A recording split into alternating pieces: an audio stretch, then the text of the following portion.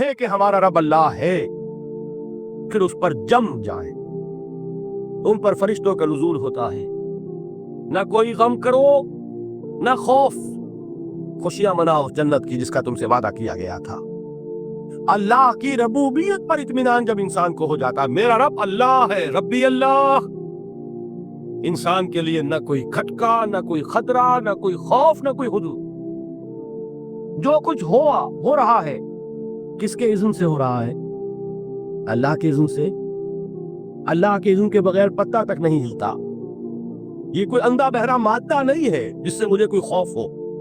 اندھا بھینسا چلا رہا ہو اس سے تو ڈرنے کا ہر انسان کو ڈرنا چاہیے، نہ معلوم کس کو ٹکر مار دے، لیکن نہیں، اس کائنات کو چلانے والا ایک سمیع و بصیر خدا ہے، وہ جو میرا دوست ہے، میرا ولی ہے۔ اللہ ولی الذین آمنوا یخرجہم من الظلمات الی النور۔ اللہ اہل ایمان کا ولی ہے، ساتھی ہے، پشت پناہ ہے، مددگار ہے، حمایتی ہے۔ بتائیے جسے یقین ہو جائے کہ اللہ میرا مددگار، اللہ میرا محافظ، اللہ میرا پشت پناہ، اللہ میرا حمایتی، اس کے لیے کوئی خوف ہوگا؟ اس سے کوئی ڈر ہوگا؟ میں مثال دیا کرتا ہوں ایک بہت سادہ پنجاب کے دیہات کی۔ تو بڑا چودھری ہے اور کوئی غریب کسان ہے۔ اس غریب کسان کے جانوروں کو ہر وقت اندیشہ ہوگا چوری کا، کوئی میری بھینس کھول کر نہ لے جائے، کوئی میرا بیل کھول کر نہ لے جائے۔ لیکن جس کے بارے میں یہ سب کو معلوم ہو کہ وہ جو بڑا چودھری ہے وہ اس کا دوست ہے، اس کی بچیا کو کوئی خوف ہوگا؟ اس کی بھینس پر کوئی ہاتھ ڈالے گا؟ اسے کوئی اندیشہ ہوگا؟ نہیں۔ کیوں؟ کہ وہ بڑا چودھری، بڑا کا یہاں کا سردار، جاگیردار، سب کو معلوم ہے وہ میرا دوست ہے، کوئی میرے خلاف اقدام نہیں کر سکتا۔ اس دنیا میں یہ چھوٹی سی بات اگر آپ کے دلی اطمینان اور سکون کا باعث بن سکتی ہے تو ذرا تصور کیجئے۔ میں لفظ تصور استعمال کروں گا صرف اس لیے کہ اس کا ہم جس کو کہتے ہیں ادراک اور شعور کر نہیں سکتے، اگر کے ساتھ کر سکتے۔ اگر یقین ہو کہ اللہ میرا مددگار اور یقین ہو کہ اللہ ہر آن میرے ساتھ ہے، پھر کوئی خوف؟ کس کا خوف؟ کوئی شے اللہ سے بالاتر ہے؟ کوئی قوت اس سے زیادہ طاقتور ہے؟ کوئی اس کے ارادے کو بدلنے والا ہے؟ کوئی اس کی مشیت کے آڑے آنے والا ہے؟ یہی بات ہے جو حضور نے فرمائی، یہ ایمان کا حاصل ہے لب لباب، کہ دیکھو اچھی طرح اس بات کو ذہن نشین کر لو، اگر تمام انسان مل کر تمہیں کوئی نقصان پہنچانا چاہے نہیں پہنچا سکتے، مگر جو کچھ اللہ نے لکھ دیا ہو، اور تمام انسان مل کر تمہیں کوئی نفع پہنچانا چاہے نہیں پہنچا سکتے، مگر وہ شے جو اللہ نے طے کر دی۔ آپ پھر میں کہوں گا ذرا طاری کیجئے، اسے فرض کیجئے، اسے سوچئے، اگر اس حدیث پر ہمارا دل جھکا ہوا ہو تو کسی سے ڈر ہوگا؟ یہ مجھے نقصان نہ پہنچا دے، یہ میری رپورٹ خراب نہ کر دے، یہ میری انکریمنٹ نہ رکوا دے، یہ میرا یہ نہ بگاڑ دے، یہ میرے یہ نقصان نہ پہنچا دے۔ اس کا ڈر، اس کا ڈر، اس کا خوف، اس کی خوشامد، اس کے لیے جا کر طرح طرح سے اپنی عزت نفس کو ذلیل کروانا اس کے سامنے، یہ سب کچھ کیوں کرتا ہے انسان؟ جب سمجھتا ہے کہ اس کے ہاتھ میں میرا کوئی نفع ہے، اس کے ہاتھ میں میرے لیے کوئی ضرر ہے، یہ مجھے کوئی غضب پہنچا سکتا ہے، یہ مجھے کوئی نقصان پہنچا سکتا ہے، یہ میرا کوئی کام بنا سکتا ہے، یہ میری کوئی ضرورت پوری کر سکتا ہے، اسی کا نام شرک ہے۔ جہاں آپ نے یہ سمجھا کہ غیر اللہ کے اندر کوئی طاقت موجود ہے، وہی شرک ہے۔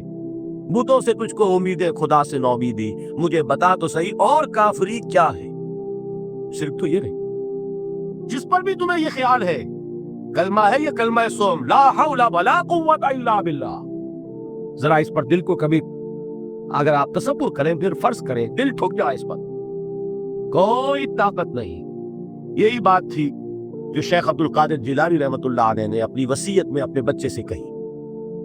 11ویں دینے والے ہیں، لیکن حضرت شیخ عبد القادر جیلانی کی وصیت اور تعلیمات کو کتنے لوگ ہیں جانتے ہو؟ یہ جن مقامات تک پہنچے ہیں وہ کس چیز کی بدولت پہنچے؟ انہوں نے جو پیغام دیا وہ کیا تھا؟ اے میرے بچے، جس طریقے سے قرآن مجید میں حضرت لقمان کی نصیحتیں جو ہے نقل کر دی گئی ہے، میں یہ عرض کروں گا बिलफर्ज अगर कुरान हजरत अब्दुल कादिर जिलानी के बाद नाजिल हुआ होता तो शेख अब्दुल कादिर की ये नसीहतें भी कुरान में दर्ज होती।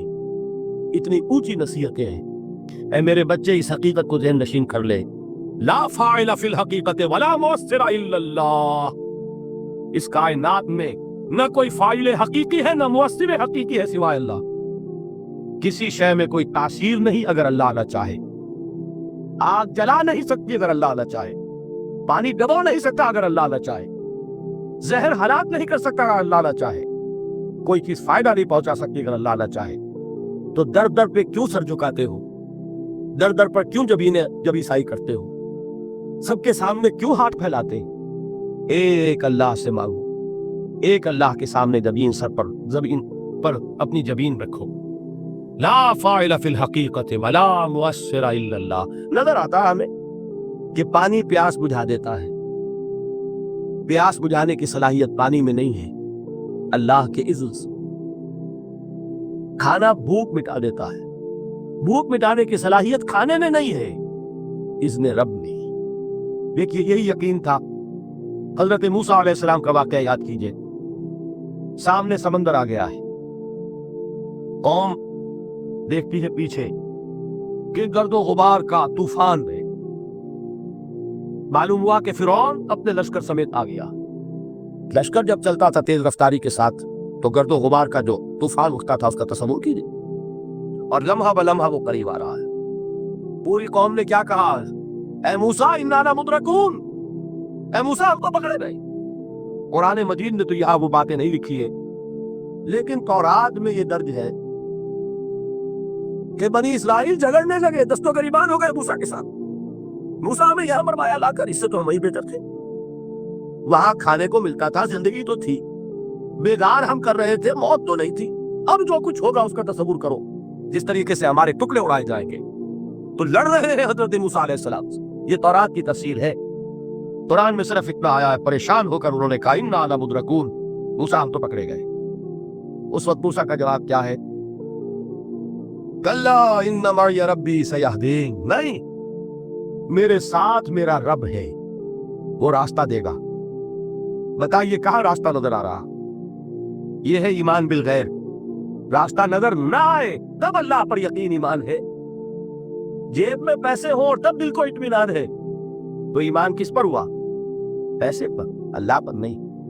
जब वसाइलो ज़राए न हो और फिर यकीन हो कि अल्लाह मुसब्बिबुल अस्बाब है, वो अस्बाब का पाबंद नहीं है, वो असबाब का मोहताज नहीं है, असबाब उसके मोहताज है।